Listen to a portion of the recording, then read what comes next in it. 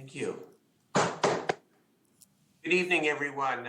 The Sacramento City Council will please come to order. Would the clerk call the roll, please, to establish a quorum? Mayor Pro Tem Ashby?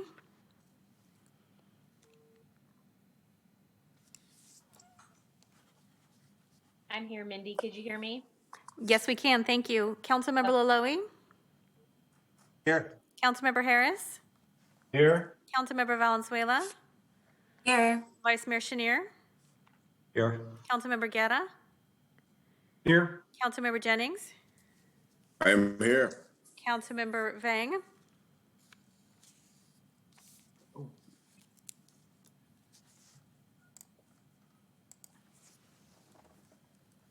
Councilmember Vang is here, but she's still in the waiting room watching.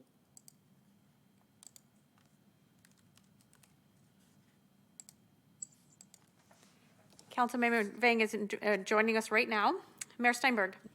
I'm here. Thank you. Thank you. Councilmember Vang is here. Good to I'm see here. Thanks for letting me in. Oh, of course. Well, you know, you're always welcome to any city council meeting. Okay. Members, I'd ask Councilmember Laloe to please lead us in the Pledge of Allegiance. Thank you, Sean.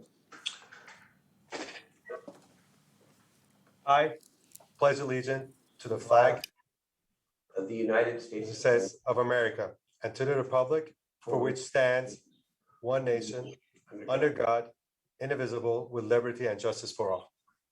Good, thank you. Good evening to everyone and welcome to the City Council. We begin tonight with two very special presentations. I'd like to start with Vice Mayor Chenier, Council Members Guerra and Jennings on a resolution recognizing the 1300 campaign. Who wants to take the lead on this? Thanks. I'll start really quickly. This is Improve Your Tomorrow has an initiative basically to get 1,300 young African-American men into higher education. And it is a very, very worthy effort. They do great work. We are fortunate that Council Members Guerra and Jennings are on the board there. So what I'd like to do is turn it over to them real quickly for some comments, and I'll just finish up after that and we'll go forward. Mr. Jennings, do you want to start? Yeah, I'll be briefed in that their work speaks for itself.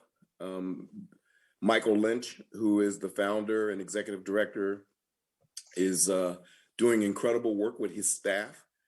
They have made it a priority to make sure that kids that normally do not get to college are going to get to college.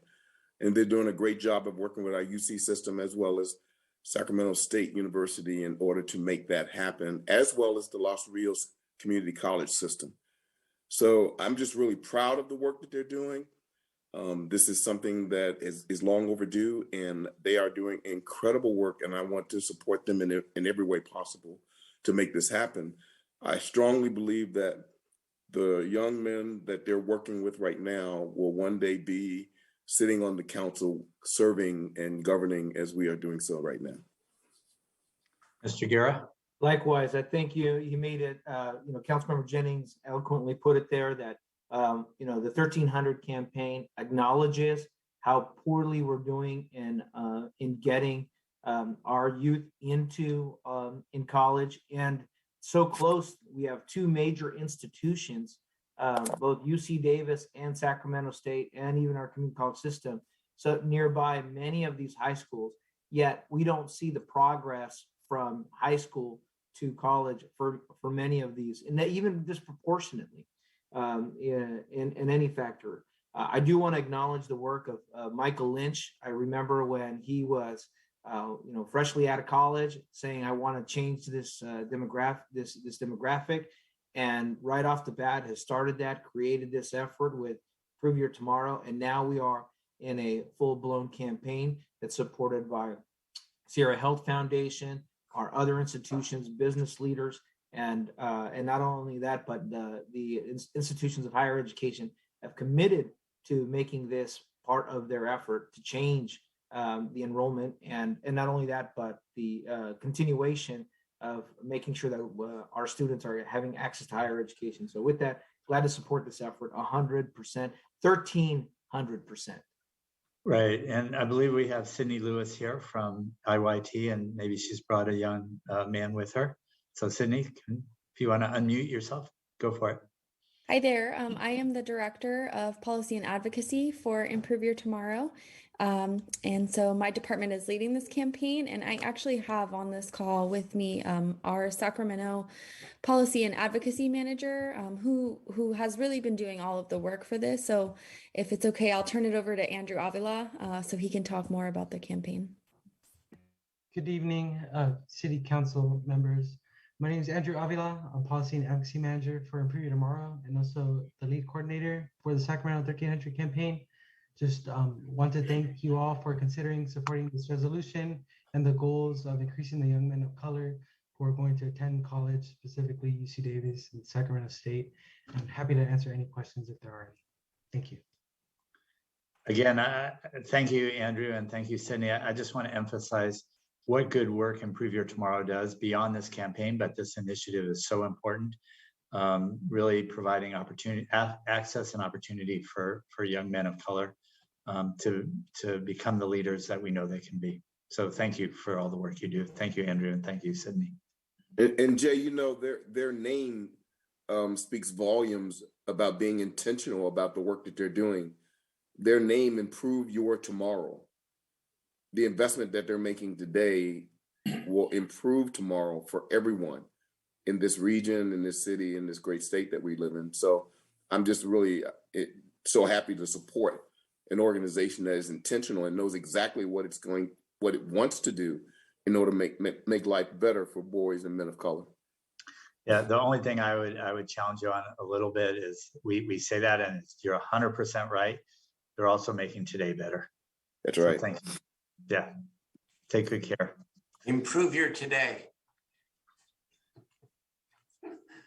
That's great. Really great organization. And thank you to the three members for bringing this forward. And Sydney and Andrew, thank you. We're in your corner and you hold us accountable, all right? Thank you. We now move to the second resolution. And this is a resolution recognizing Chief Daniel Hahn on his retirement. And I think a couple of thoughts here I'd like to start out. Number one, you know, a simple resolution like the one I have in front of me is not nearly enough to recognize an incredibly impactful career in public service that Daniel P. Hahn represents.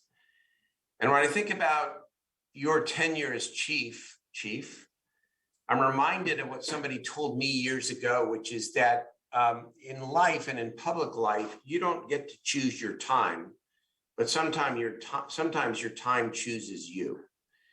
And the times chose you because your tenure as chief has been marked by incredible successes and also huge numbers of challenges. Who could have imagined the times that we are living through and that you would be called upon to lead? And I want to acknowledge and recognize only a few of the things which mark and distinguish your great career and your tenure as police chief. And it's easy to forget. It's easy to forget that you were maybe the first chief in the country that insisted on body-worn cameras for all the officers. You were among, if not the first chief in the country to say it doesn't matter what the timelines are for releasing video of either officer-involved shootings or controversial incidents. You released the information as a matter of course, as quickly as was possible. You have led on implicit bias training. You have both earned and maintained the respect of the rank and file and upheld and recognized all of the great strengths of our police department. At the same time, you have been a change agent to help change policing and the police department where it has to change. None of that easy. And you are never afraid to be outspoken and well-spoken on behalf of the department, on behalf of your city, and on behalf of your community. And so tonight, we want to say thank you to you for a job really, really well done in really harrowing circumstances and a most difficult time. And we know that, retirement from one major position of leadership and responsibility is not the end, but only the beginning of whatever your next chapter is. And for you and Katrina and your daughters, you will always be Sacramento and a great Sacramentan. And we wish you well, and we will see you often. I wish I could hand this to you, sir, but I can't. But I will give this to you in person when I have the chance to see you, Chief. Members, I'm sure that other members want to say some kind words and to the chief, or maybe some not kind words. Who knows? Chief, it's a city council meeting. What the heck?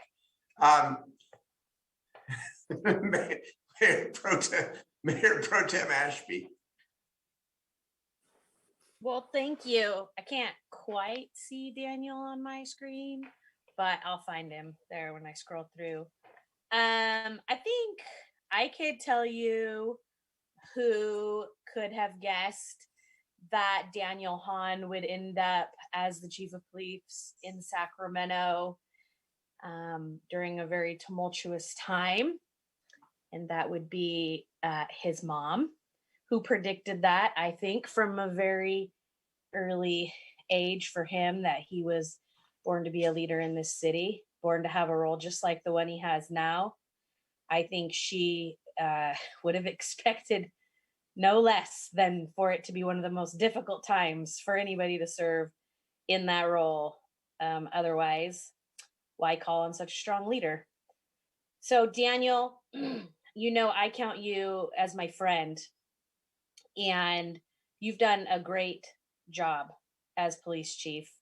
And I know that it's a position that I feel like, and I know your mom felt like, you were born for. You were just destined. It was always meant to be. From Sac High to, when I met you was the first time you'd been promoted to captain. And you harassed me for a long time out here in the North area and did your thing. But I knew probably I wasn't even a council member yet when I met you, but I knew within probably 1 hour of meeting you that you would be chief of this police department someday. And as you know, I was hell-bent to that end. I was literally mad when I watched you get sworn in Roseville, made fun of you for being in Roseville at every chance that I had, and told you that if you didn't apply here, I would fill out the application in your name and submit it pretending that I was you. Because I just knew this job, you were supposed to be here, and I know that to have been true. I think you've made Howard Chan's life a lot better for the last few years. I think you've helped all of us on this council, even sometimes maybe when, we were frustrated, but having somebody of your moral character and your reputation in the community leading the police department has tremendously helped us.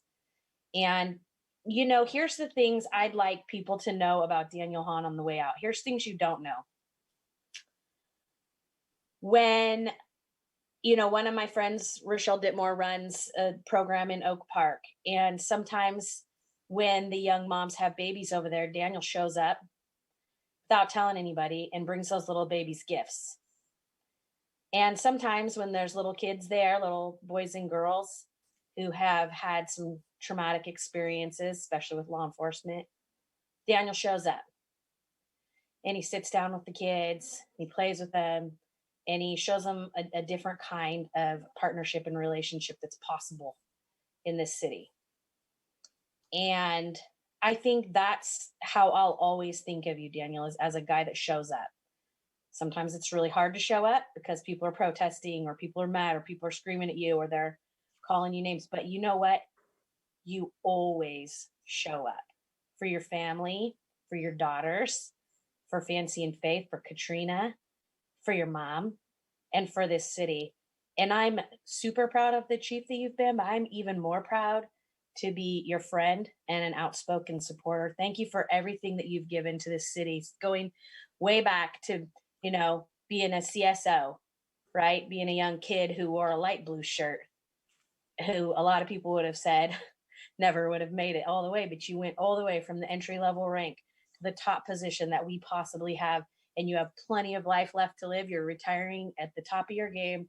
And I know you've had lots of offers that you've turned down. There have been several people that have, I know, tried to convince you to do things. I know you'll find just the right thing that sparks joy in your life for you and Katrina, if she ever lets you leave the house in the next year and a half of your life. You might have to claw your way past her. But congratulations to you and your family on the time that you guys are going to have ahead. I hope there's a really fun vacation planned for you.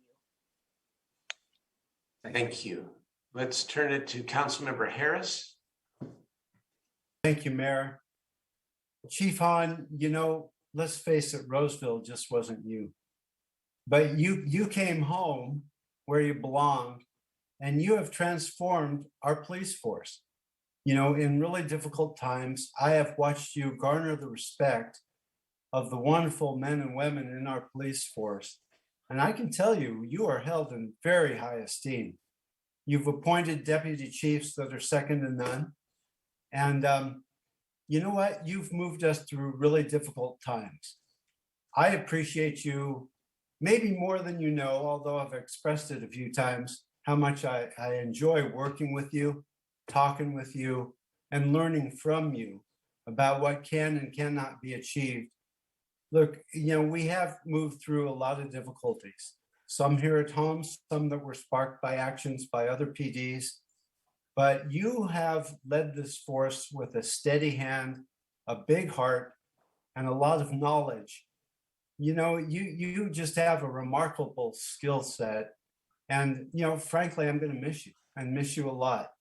You've been great for the city of Sacramento, and you've certainly made my tenure as a council member a better place to be. I can't say how much, I wish good things for you and your family. And, moving forward, knowing your personality, I'm pretty sure you're going to have a lot of fun. Whatever you get into, I think fun is part of the program. But, you do have a lovely family. And you're going to spend a lot of time with them, which is a great thing. And, whatever employment you may or may not take, I wish you all good things moving forward. Again, Daniel, thank you for your service. This city truly appreciates you.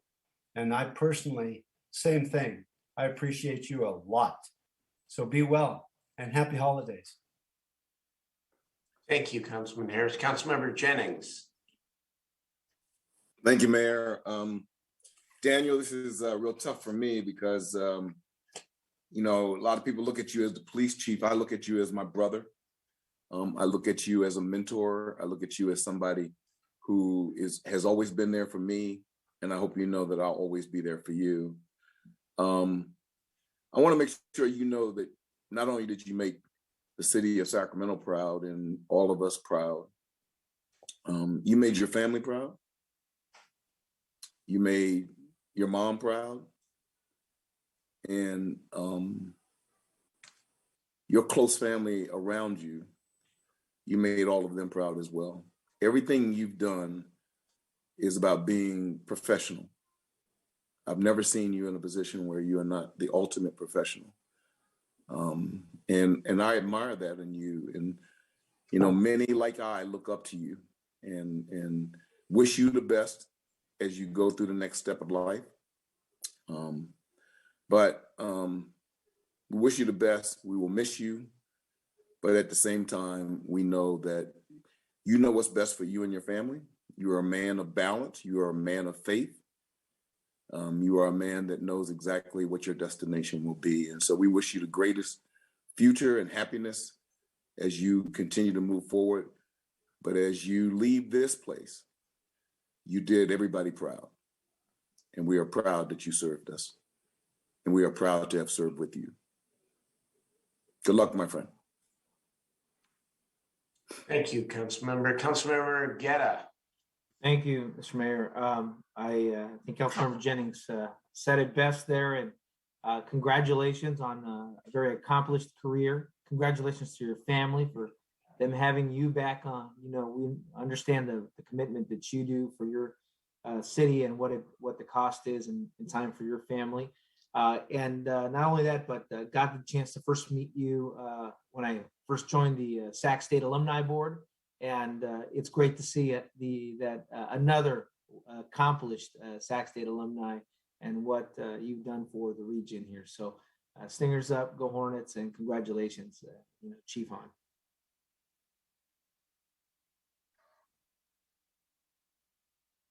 Thank you, Councilman Guerra. Vice Mayor Schenier. Thank you, Mayor. Chief, I just want to say congratulations. We're all jealous.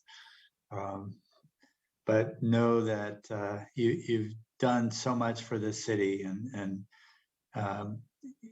at a very difficult time, no question about it. But I think guided us through, and you've said this, and I understand it really well. As with some of the challenges that we've had, we made it through much better than other places, and I think that really is attributable to your leadership in those difficult times and being able to make some really hard decisions about which direction to go on a number of fronts. I know how much you care about young people. I know how much you care about your community. We did a number of the Oak Park Peace Walks together, and even bringing in all your academy folks to help rake leaves or do whatever was necessary for that community, which was your community and will always be your community. So I just want to say thank you for all you've done and wish you well. Yeah, I just got to add one thing because what Jay just said really reminded me of something. There are appropriate times to where forces, as a last resort, as the council says, where force is necessary. But I also remember after the terrible George Floyd murder, and then the events that occurred in our city. And I know that there have been some difficulties and controversies about protests. And I know that there have been a lot of complaints from the business leaders and ownership about why didn't the police more actively intervene? And sometimes leadership means making decisions that are going to be in the best interest of the people that you serve, even if they're both hard to explain and don't satisfy the people you serve in the short term. Because I will always remember the police chief's advice, Daniel's advice, that you can make a situation worse and increase the prospect of violence and greater damage and fires like we saw in some other cities to a much greater extent by escalating. And what comes with experience oftentimes is a little bit of wisdom. And I thought that was an example that night where that was exhibited. So, Chief Hahn, the floor is yours. 2.5 minutes. I don't need 2.5. Take whatever you like. Man. Thank you. Thank you, Mayor, and thank you, Council. I really, truly appreciate the kind words. Councilmember Jennings, I have to say that you say you've never seen me not be professional. Good thing you haven't talked to my mom or my wife, so they could tell you, especially my mom could tell you plenty of times where professional is not the word she would use, unfortunately. I have to say that the confidence and trust that Howard Chan has put in me over the last 4+ years does not go unrecognized by me. And I'm so grateful that he allowed me to come back and serve not only a city that I truly love, but a department that I truly love. And, you know, for a kid that was given up for adoption at birth and adopted by my mom and dad and raised in Oak Park, to be now the police chief in the city after being raised not only by the most amazing person I've ever met in my mom, but, you know, she allowed Oak Park to raise me too. I have multiple second moms and dads and friends that are more like brothers and sisters to me, that without them, I wouldn't be where I'm at today. So I think it's just in a time right now where it's so easy to divide and so many people are trying their best to divide on so many different levels. I think my upbringing, my what my mom believed in and what Oak Park believed in when I grew up there is testament that division doesn't work, that only by coming together and working together and supporting each other, no matter what we look like, no matter what we believe in, no matter what we do, that's the only way. If I had bounced around from foster home to foster home, I guarantee you I wouldn't be sitting here right now. And so, you know, some people know my mom's story, but my mom's legacy lives on to this day in Oak Park. And what she did in her life still saves people's lives literally to this day. The home I grew up in still, when needed, it houses women escaping sex trafficking because of my mom. And so, you know, I fall short every day. Every single day, I try to live up to the ideals that my mom had, and I fall short every day, but falling short of my mom is still pretty darn high. And so you mentioned my daughters. As soon as we get off this call, I'm driving to Loomis to watch my daughter beat up on Del Oro's soccer team. So I will continue to enjoy watching my daughters go through life and hopefully to also live up to what my mom put forward before them. You mentioned my family. My wife has been amazing through some really challenging times, but I think she would agree with me that I am, no matter how many challenges we've had over the last several years, I am so tremendously grateful that I was here for those challenges. I know that might sound kind of crazy, but I'm so thankful that I was in a position to help the city that has done so much for me through some of those times. And I'm not going anywhere. I'm just not going to be the police chief anymore. So thank you all for your very, very kind words. It's been an honor to serve this city in this capacity. And I'll just close on this. We hear a lot of division and things thrown out there in society, not just in Sacramento, but around the country. I could not be more proud to be a Black man, and I could not be more proud to be a Sacramento police officer. And it's been my honor to serve for 34 years with other members of this department that wear this patch. The vast, vast, vast majority of people that wear this patch are tremendous assets to our city.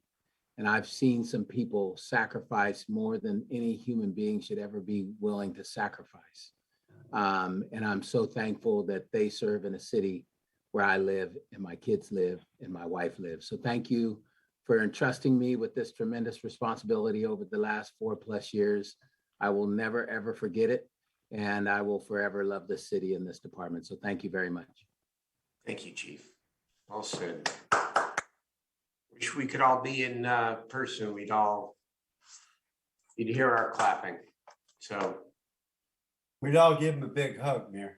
yep, absolutely. Thank you, sir. Good work. Well done. All right, members, before we take up the consent calendar, I just want to announce that there was might be a little bit of confusion on the agenda. On item 12, it has been unintentionally mislabeled as a public hearing. It is not. The council rules grant continuances as of right.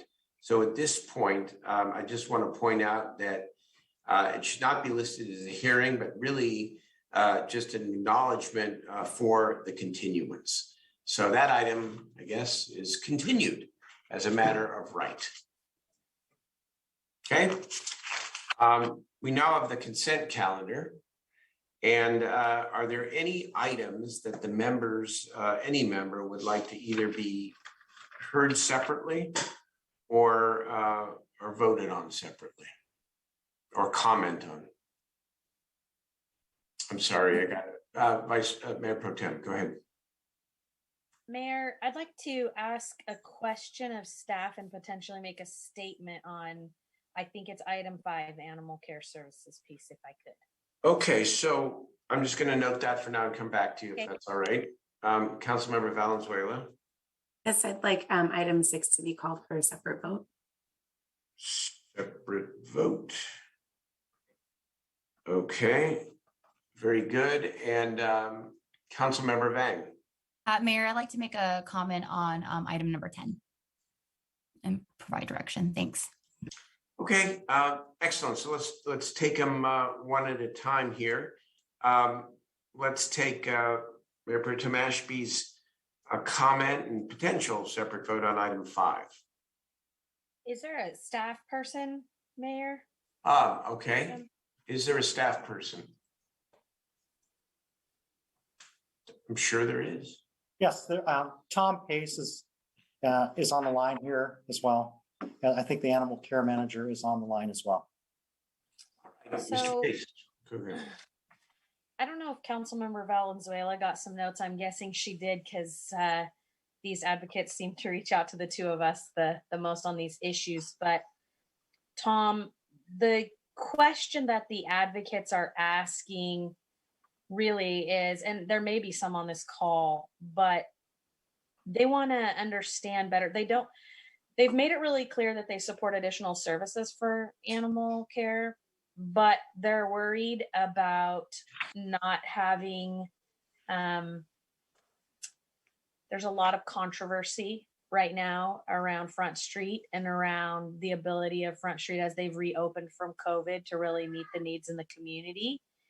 And so I think they really support the idea of additional staffing, but they're worried about additional responsibilities without Front Street first meeting the baseline that they need to meet right now. So I guess that's my question to Tom Pace or to city staff.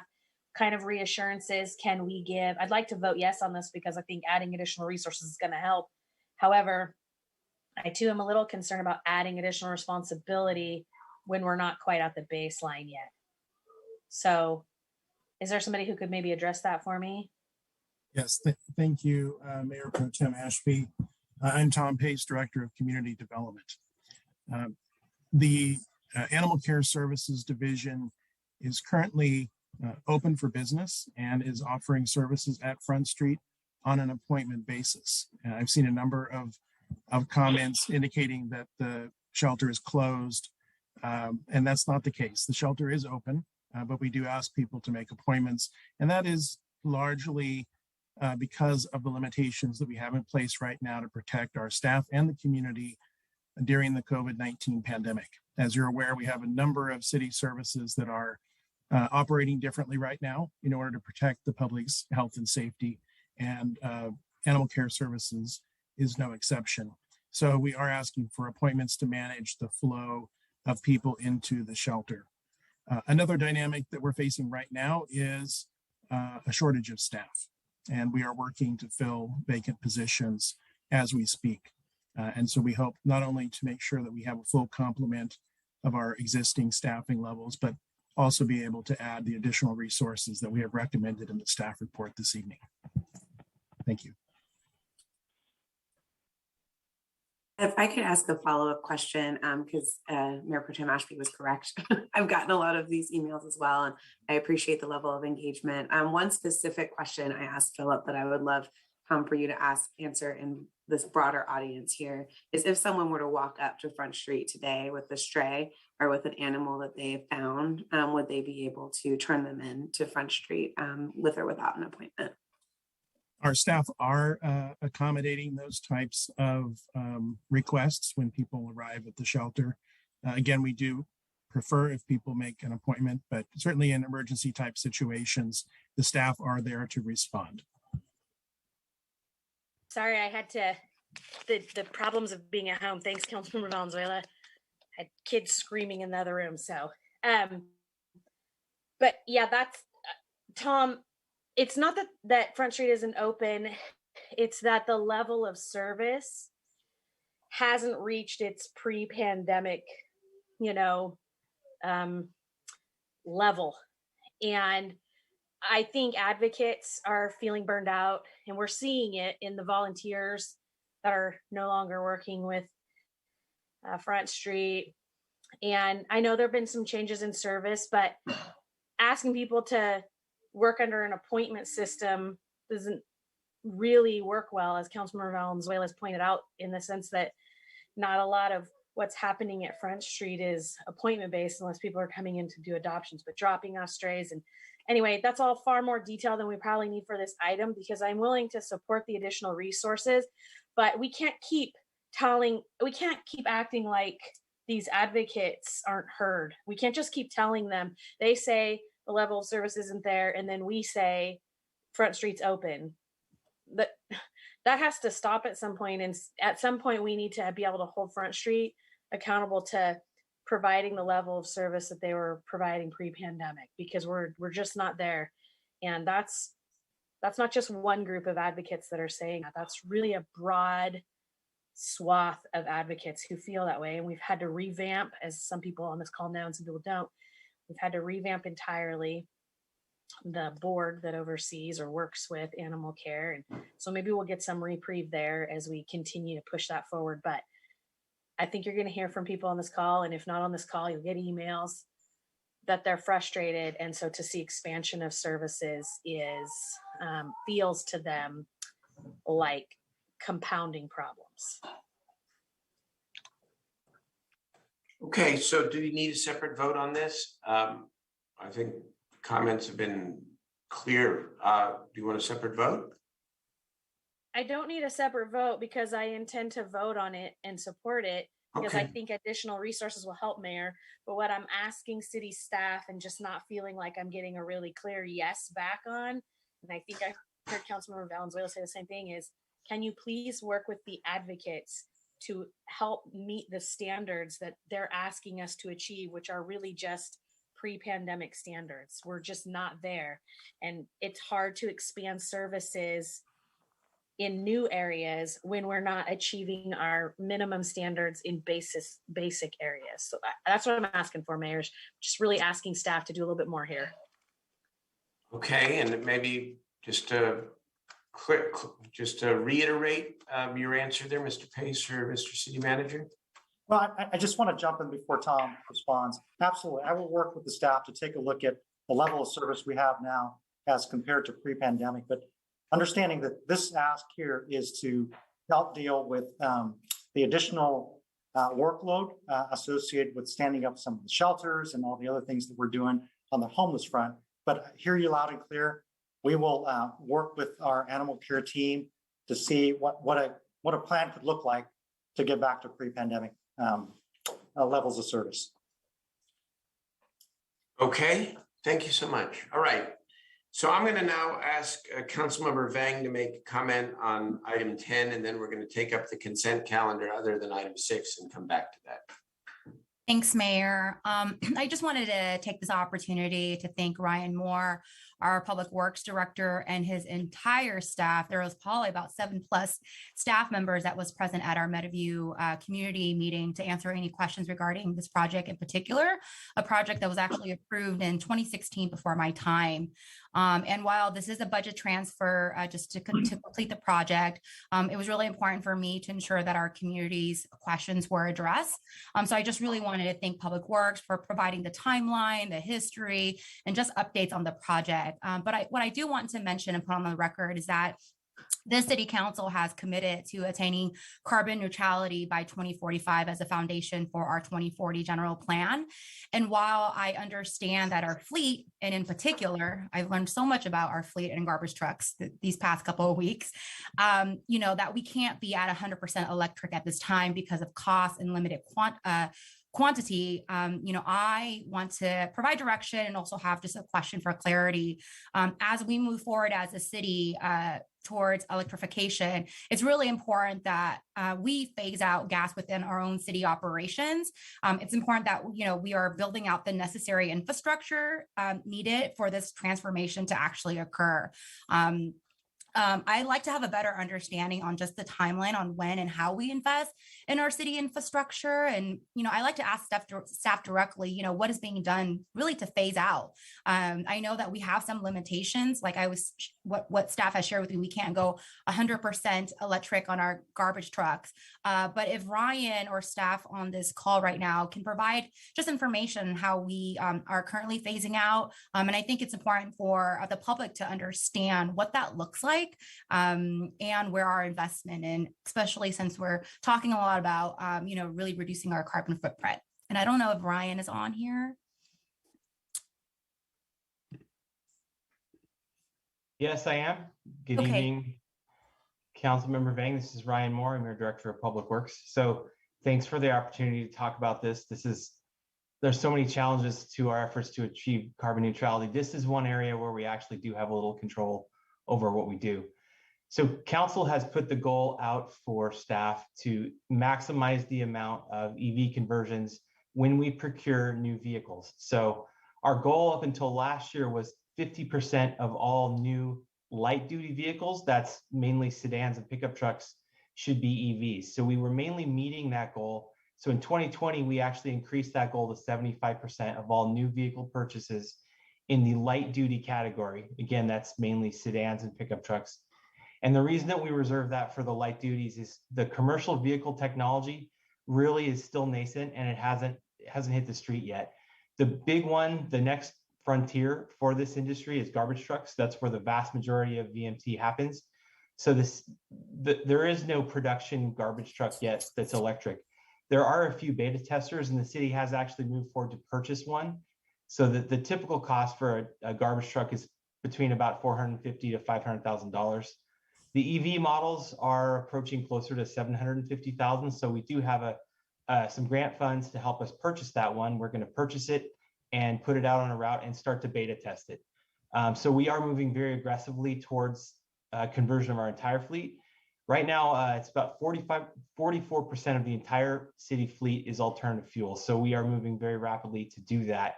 In the light duty category, it's more predictable because we can replace those vehicles.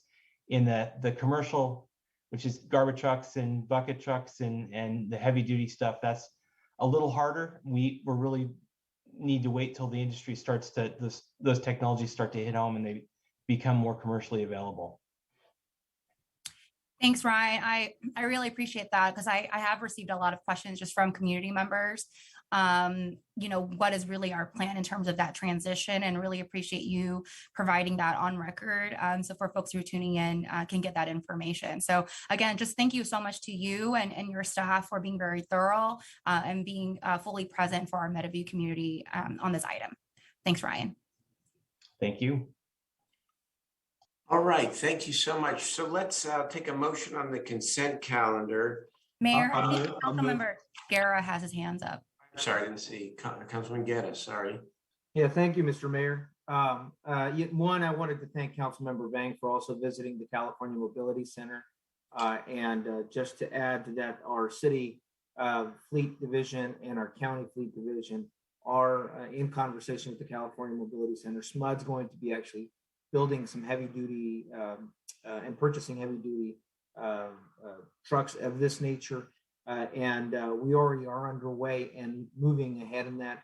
Most recently, a big announcement here in the region that Cummins Motor Company with the electric drivetrain that also is moving in here. It's a huge opportunity for the city to start to move into the manufacturing of all of these electric heavy duty vehicles as well. So Wanted to thank Councilmember Bank for coming out to District 6 and looking at the California Mobility Center and how we're going to lead the way on manufacturing for jobs in the area, but also with the environment. So thank you for that, and wanted to highlight how the city should support more this effort, Mr. Mayor. Okay. Thank you very much. So let's take a motion on the consent calendar other than item 6. So moved. Second. Right. We do have 2 people from the public who want to testify. So let's hear from the public. First speaker is a phone number, last 4 digits, 4366.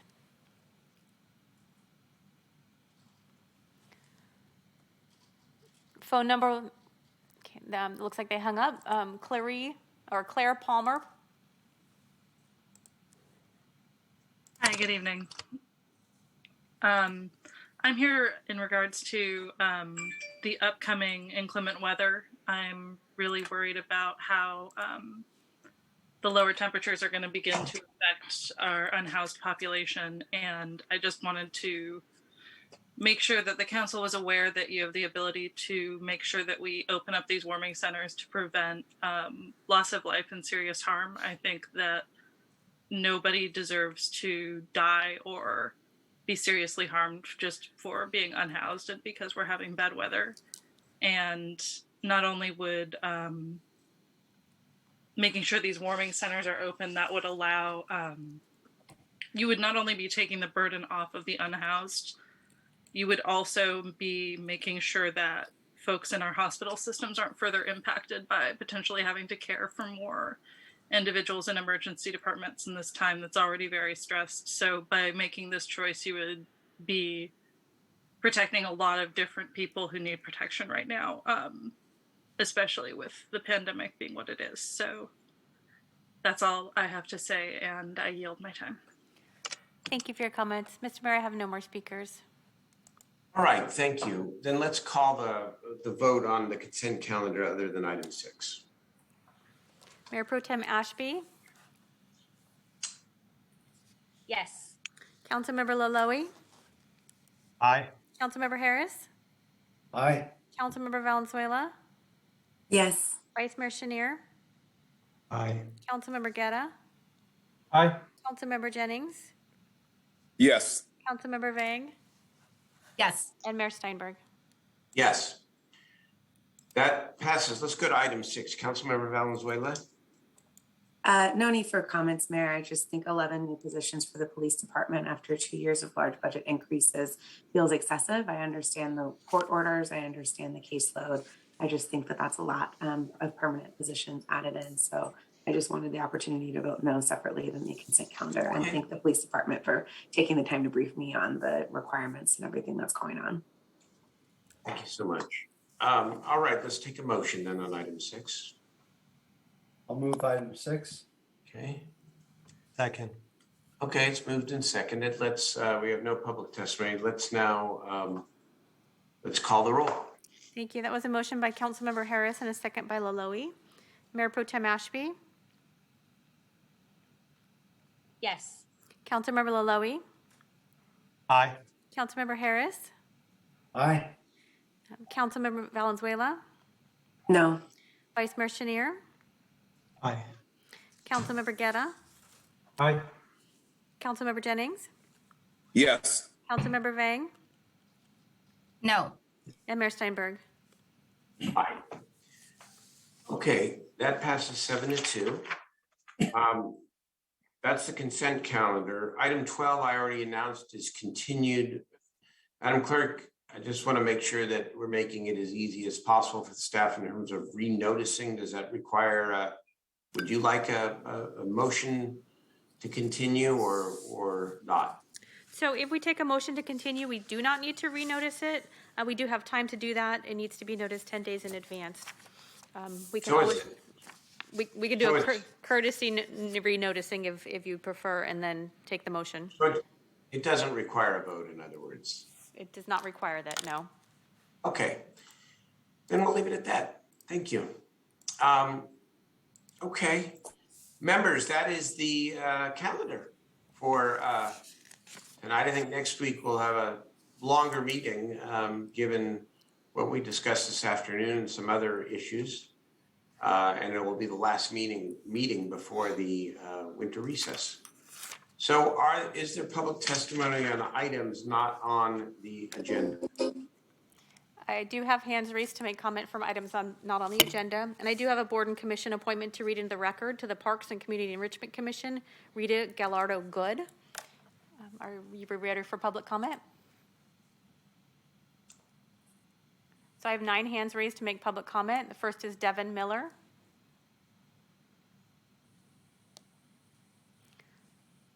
Devin Miller.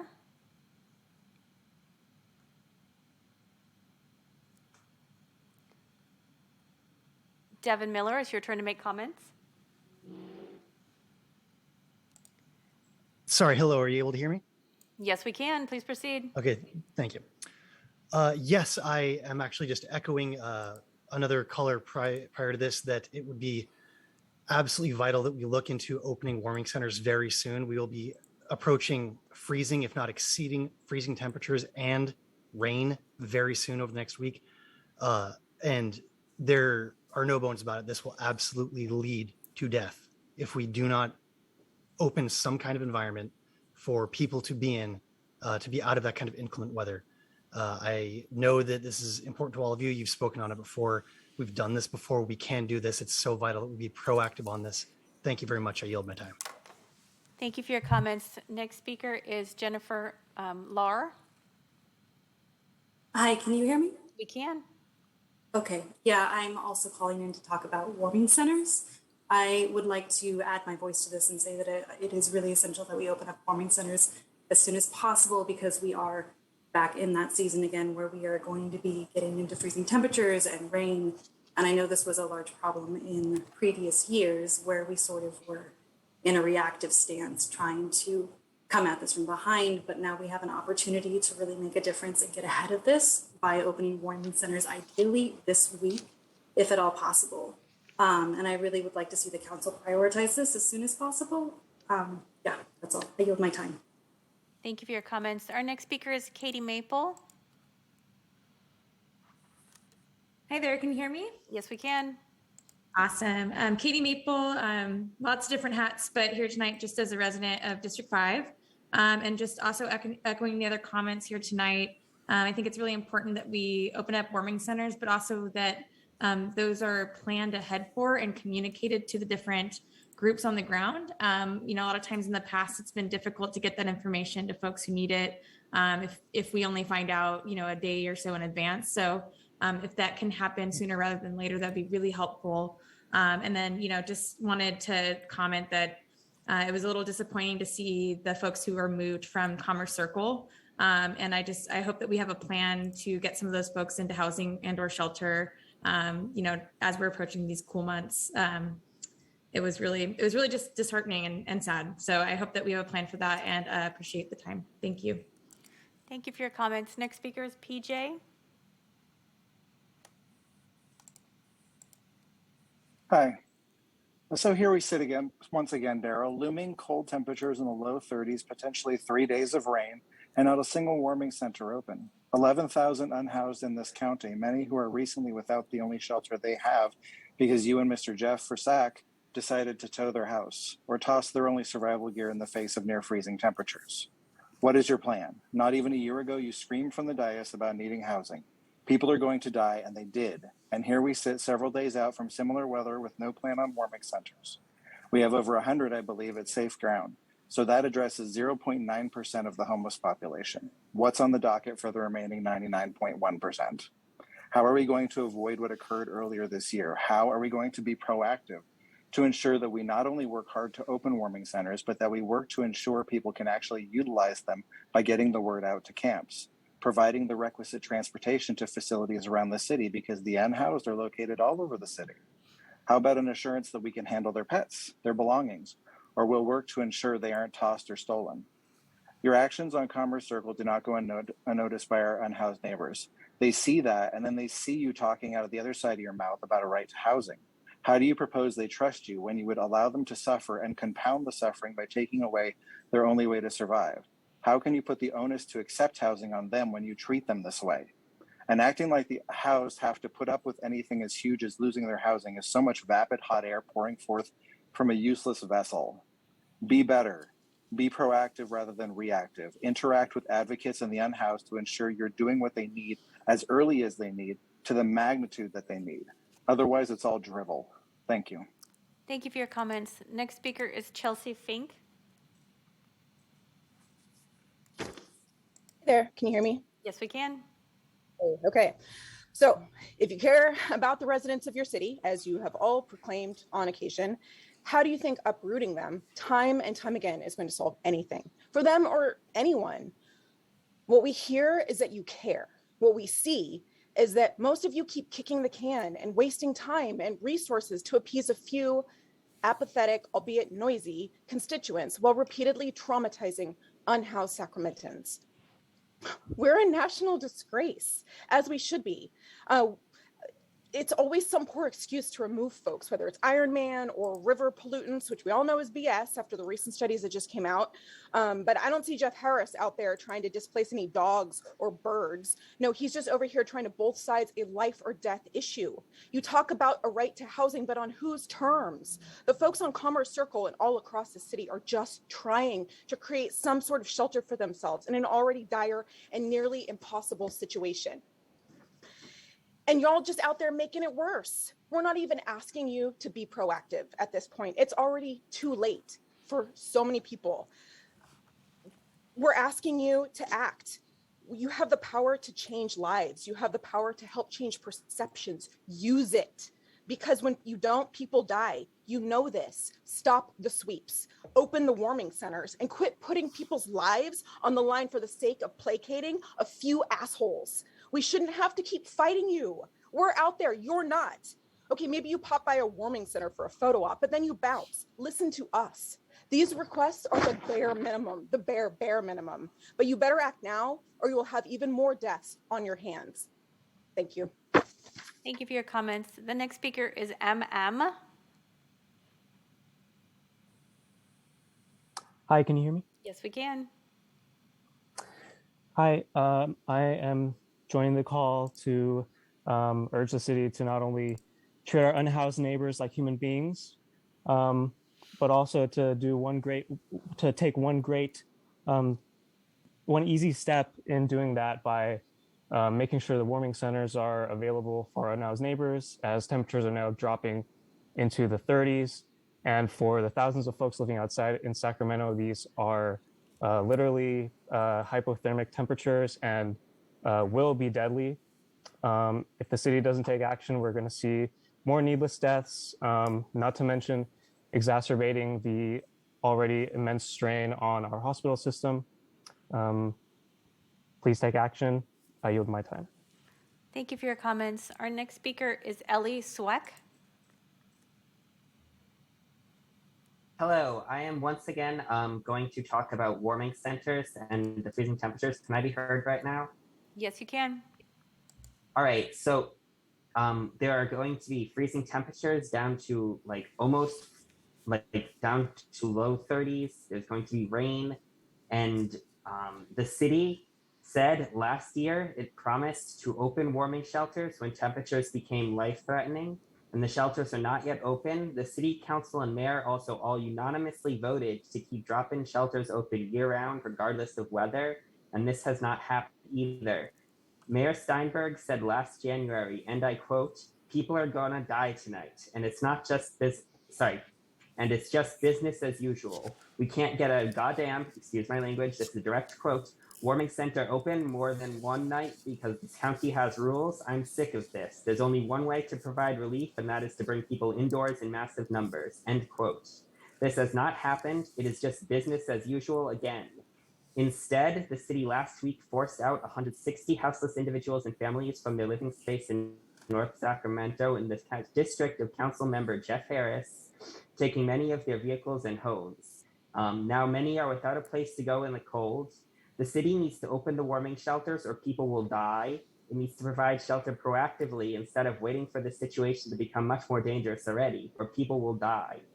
It needs to, at the very least, fulfill the promises and decisions already made, or people will die, and it needs to stop sweeping people off the streets, destroying their stuff and their homes and their living spaces, or people will die, and people on this call will have blood on their hands. I end my time. Thank you for your comments. Next speaker is 350 Sacramento.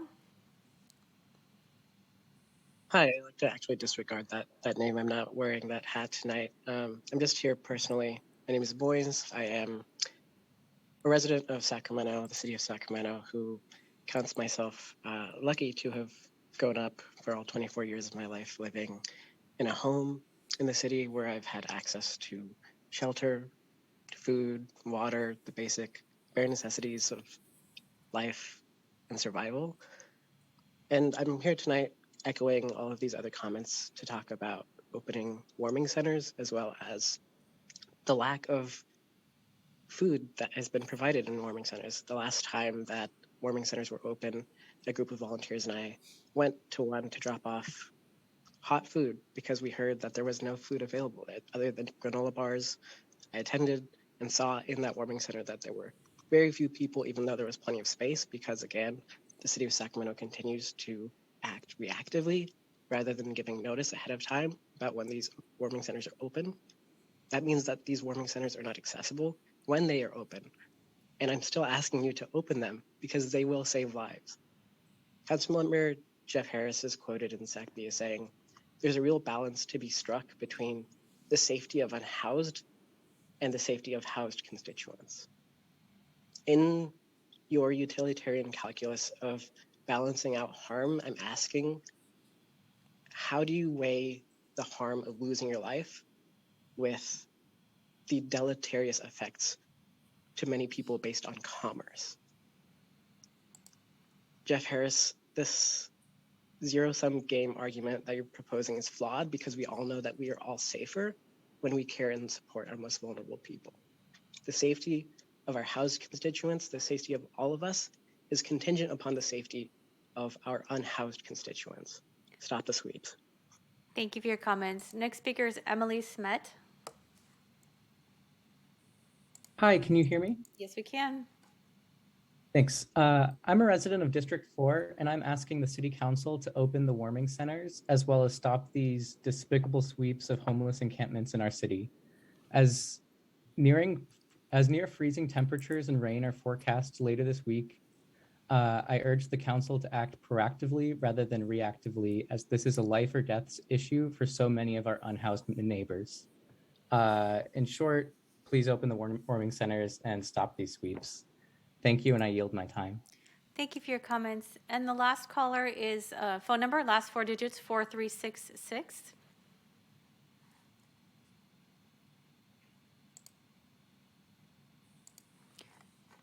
Mr. Lambert, Yes. please proceed. I would like to send a couple of shouts out to, first of all, to the millennials who are tremendous supporters of our cheesecake business during Thanksgiving. They showed me something I've never seen. They took the cheesecakes viral in 3 different states, Mayor and City Council. 3 different states. I've never seen that.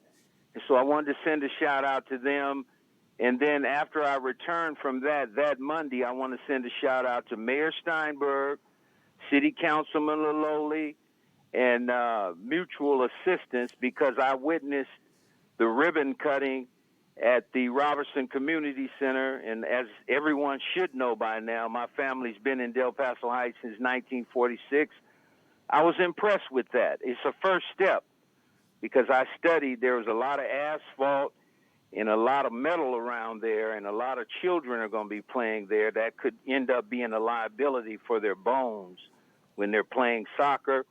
And I want to end by saying that with all of my connections at City Hall, I was guided to a lady, I can't remember her first name, but her last name is Cruz, and I was guided there, and I've sent an email there requesting a copy of the letter that the city manager claims he sent to the mayor and city council confirming why the Davis family wasn't funded.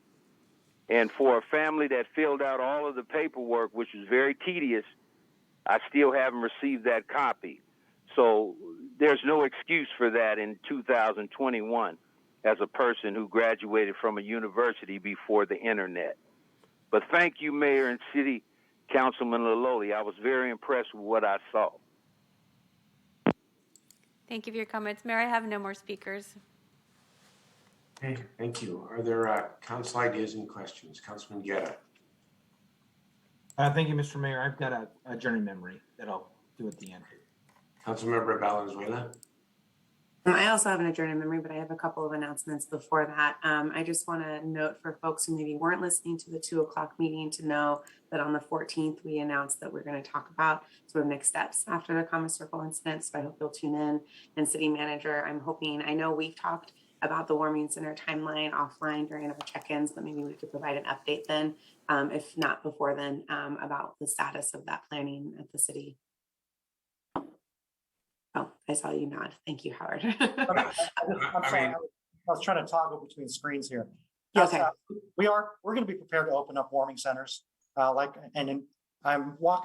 talking with the county. We're hoping to do it jointly with them as well. But over and above that, it's going to be something more permanent that the council has talked about for some time. And I know you're aware of this, but it's good for the people to know that we are prepared to open warming centers. Thank you for that, Howard. Oh, go ahead, Mayor. And then I had one more thing. Go ahead. Yeah, I'm sorry. I was just going to add to that. And I appreciate that. And I know what's going on the inside, and working with the county is very important because it creates more sustainability. I think, consistent with my comments this afternoon, I think it would be very helpful to inform the public and the policymakers the timeline, just as I think that is important for all the projects within the comprehensive siting plan and the other projects that are not part of the plan, but that have been discussed. Thank you, Mayor. Go along And not to pivot too hard in the other direction, but the kids at CV Circle, New Helvetia, also known as Marina Vista Alder Grove, have had a really tough year, including the loss of a young person just a few weeks ago. So our office has been organizing a toy drive. There's over 900 youth that live in this community just south of Broadway, and we want to make sure that every single one of them has a toy this Christmas. So wanted to make sure folks knew that they could drop off toys at City Hall, at the Midtown Business Association, or at the Chocolate Fish Inland Park, and that Cal Middle is partnering with us to do a toy drive with their youth. It's actually a little bit of a competition with the classes, which is really cool. But they're going to be doing a drive-through light display on Saturday from 6 to 8 p.m. It's $5 per car to go see the lights, and you can also drop off your unwrapped toys there and see me and my team out there. Hoping everybody has a good holiday and that we can make those kids have a great Christmas. So thank you, Mayor. Thank you. Councilmember Harris. Thank you, Mayor. I just have one announcement. And speaking of toy drives, Stanford Settlement does an operation every year called Operation Cratchit. It's now underway. They're gathering toys and food for a Christmas basket program. This provides food and toys to 750 households and 1,500 kids. For more information, go to stanfordsettlement.com. It's a great program, something that we've supported for years. Makes a lot of people happy. Thank you, Mayor. Thank you.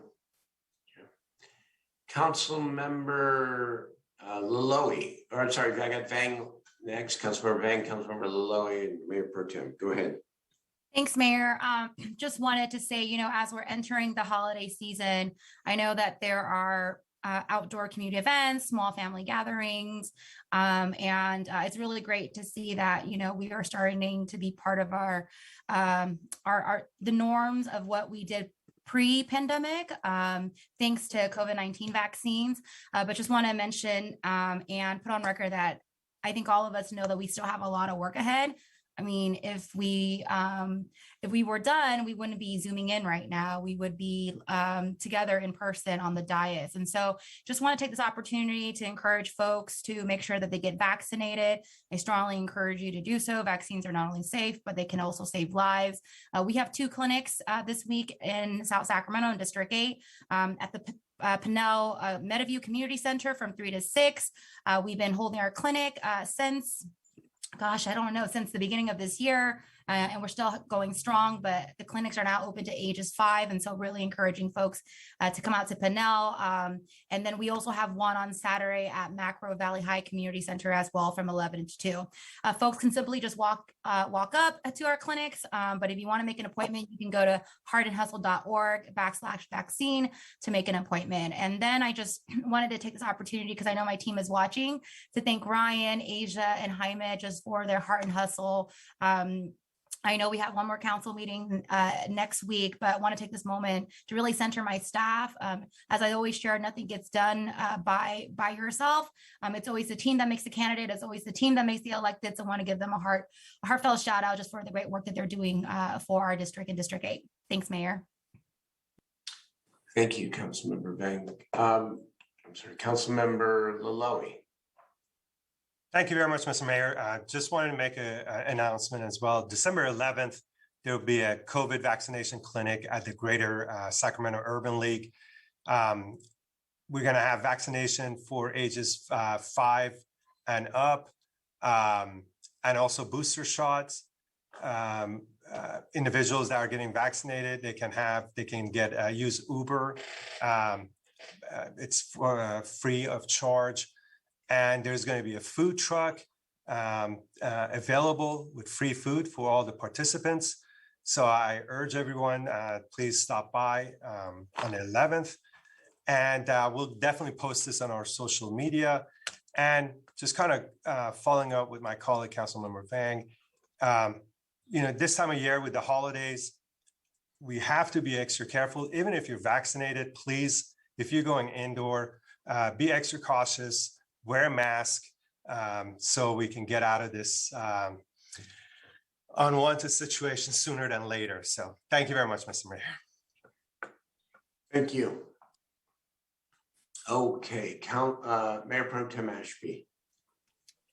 Thanks, Mayor. I have a couple of things. First of all, I want to congratulate my Chief of Staff, who, as you all know, Karina Telemontes, is elected to the Sacramento County Board of Education. She's actually the president of that board. But this past weekend at the school board retreat in Southern California, she was elected as treasurer for the statewide Board of Education for counties in California. So really proud of Karina. Be sure and send her a little congratulations note or let her know you're proud of her. She's really doing amazing things. What a superstar she is. She never sleeps. Also proud to sponsor the Operation Cratchit program that Councilmember Harris talked about, which my office does every year, helping with the Toys at Stanford settlement, and want to encourage folks to do that. Councilmember Valenzuela, I'll be happy to contribute to your toy drive as well. Have my team bring over some toys. You let us know what you need. Send me a little note, and I'll be happy to go pick that up and drop it off. We'd be more than happy to participate on that. And then, two things, and then a last thing for the mayor. One thing, and this is really to my new colleagues, if any of the three of you want to come see the spectacle that is Santa in Natomas, which I started on a whim, oh my God, 9 years ago, and goodness help us, it's insane, right, Mayor? If you can't feel the joy in that, then you need a pulse check.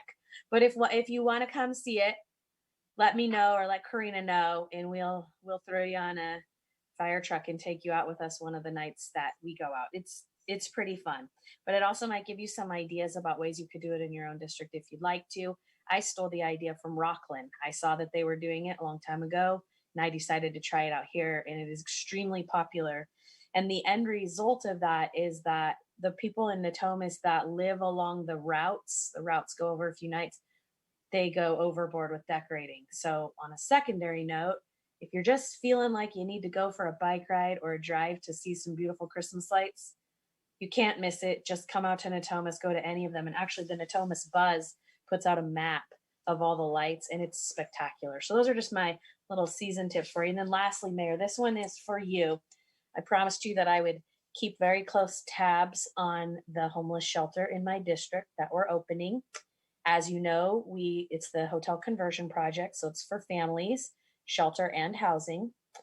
And as you know, we submitted our application. We were one of the first ones in the whole state for Project Home Key, and that we're expecting money to be allocated in December or January to whichever ones are selected.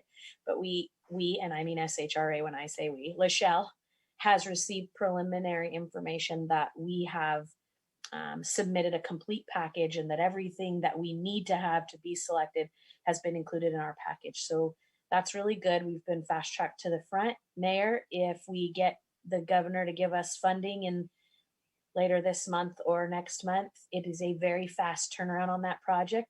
As you know, there's not a lot of money that needs to be put into the transition of it because it's a high quality product as it is now, and we could be moving families in there within just a couple of months. So I know it's not a couple of weeks. I'm sorry. I wish it was, but it's about as fast as we can possibly move on a big project. And I'm gonna get it to you as quick as I can, but I wanted to give you that update. That's great news. Thank you for sharing. Appreciate that. Good work. Councilmember Jennings. Thank you, Mayor. I've got two announcements. I'm really proud of the Greenhaven Pocket Soccer League, led by club president Beth Coster. They conducted a toy drive this weekend, and the community showed up and showed out. We had over 1,100 toys donated for various charities. Well, they'll get them out to the families that are most in need. They've identified families that won't have Christmas unless someone buys a toy or a meal for them. And so they've identified those families, and we'll get those out to those nonprofits that will take care of the families in need. But 1,100 toys, and it was incredible. So I think that's why my voice sounds so strange, because I think I caught a little cold on that day, being out there, wishing everybody well, thanking them for their tremendous giving. And so I think I took a cold away with me. But anyway, my last announcement is on, I really love what you're doing, Councilwoman Ashby, on Santa in Natomas. So I just heard, I mean, I heard, it may not be true, but I think it's true.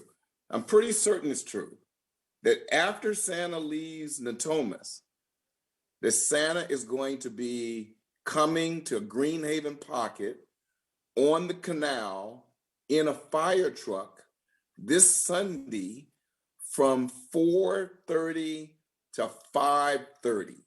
That's what I heard. And I'm pretty certain that's true.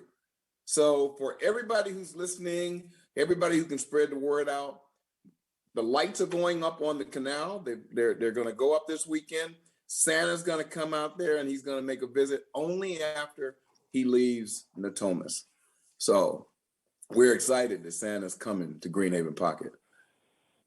So big children and little children, Mayor. I mean, you know, if you want to come. I'm going to come. Can you guys both make sure that I get times and dates for the events to my office so that I can come? You're already scheduled with me, Mayor. And Rick, my family that lives in Pocket Greenhaven loves your canal lighting. You do a great job with that. Yeah. And glad we could share Santa. Yeah, all credit goes to my Parks Commissioner, Devin Lavelle. He's incredible. And so good job. And fire truck's coming out. So I want to thank the fire department for allowing a fire truck to be out there with us. Thank you, Mayor. Santa is everywhere. That's great. All right. I think we have some adjourned memories now. Councilmember Guerra and Valenzuela, whoever wants to go first, and then we'll adjourn. Thank you, Mr. Mayor. I've got an announcement before I do my adjourn in memory here. In the College Greens, College Glen community, we're going to have at 1:30 to 3 p.m. in partnership with the Sacramento Public Library, the Friends of the Sacramento Library, and the Optimist Club, Capital Optimist Club. We're having a book fair and story time. So from 1:30 over at Oakey Park, the new Dino Park, and I wanted to take this opportunity to thank our Parks Department as well, between our librarians and our parks folks. We are having story time, free books, arts and crafts, popcorn activity, all outside. We'll have masks for kids as well. But more importantly, we want to push literacy so this will be at Oakey Park over in College Greens in the College Glen neighborhood area. sadly, also, the College Greens and the Glenbrook community unfortunately lost one of their neighbors. And Mr. Mayor, I'd like to adjourn in memory today of this council in memory of Tommy Whitlow. She lived on La Riviera.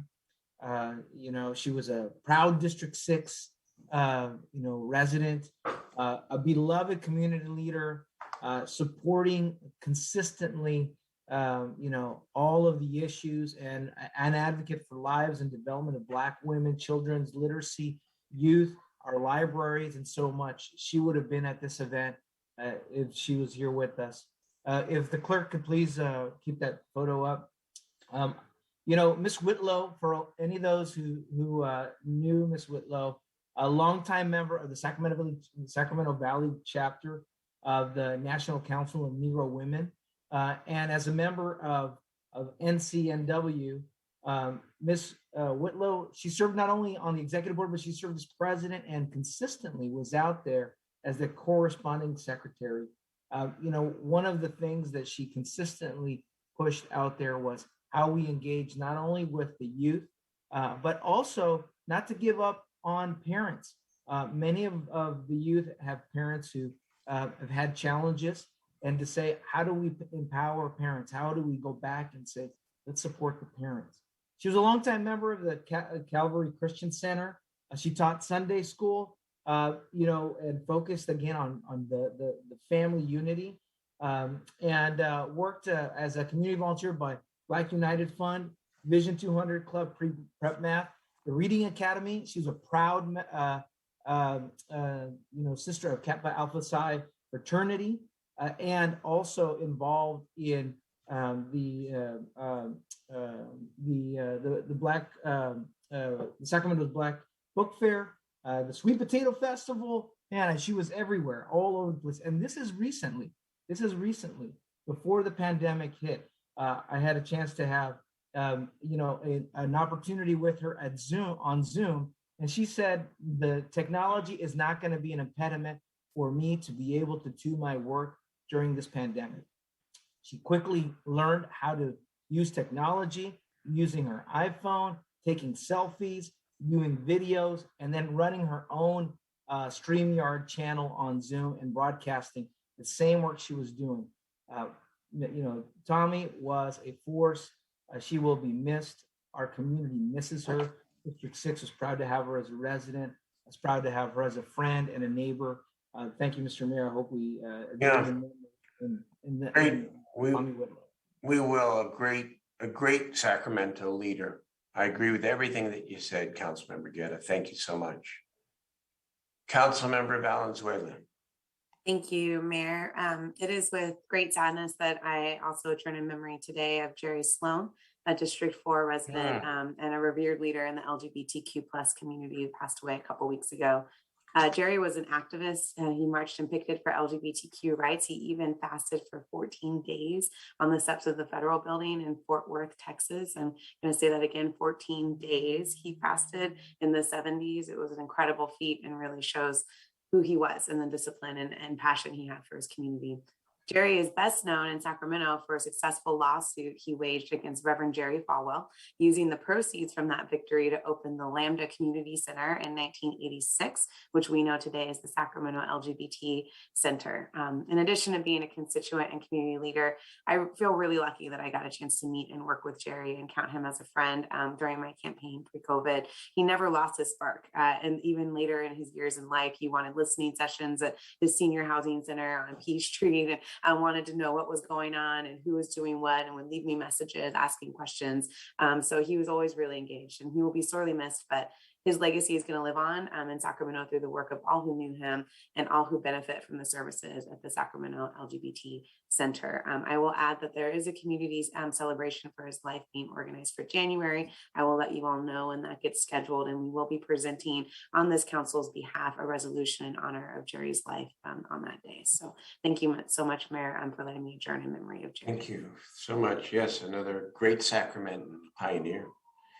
So before we formally adjourn in the memory of two good and great Sacramentans, Madam Clerk, you had an announcement. I already made the announcement. It was a board and commission appointment to the. Oh, and thank you. In memory of Tommy Whitlow and Jerry Sloan, if there's nothing else to come before the city council, we are adjourned. Thank you, everyone. Good.